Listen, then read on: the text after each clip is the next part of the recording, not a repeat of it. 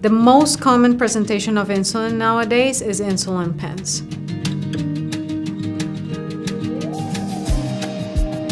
The prescriber will give you a certain amount of pens. You're going to open one pen at a time and leave the rest of the pens in the refrigerator. Make sure you don't put your pen under extreme weather changes, either too cold or too hot. Basically, that they stay within room temperature.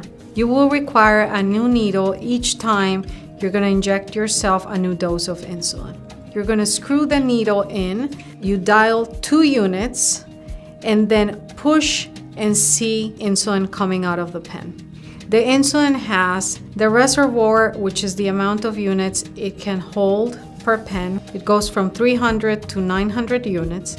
The dosage knob will determine how many units you're about to inject. This number will be determined by your doctor. Pick the area where you wish to inject and make sure this area is clean. Common areas of injection are the abdomen, the back of the abdomen, and the outer thigh. You put the pen in, pressing firmly with your fingers around it so you won't feel the needle itself, you only feel your fingers. You press until the dosage knob marks 0, and after that you count 5 seconds, you take the pen out. So injectable medications are not only insulin, there are other non-insulin medications that are also injectable. And when people tell me that they're scared of needles, I understand it can be very intimidating.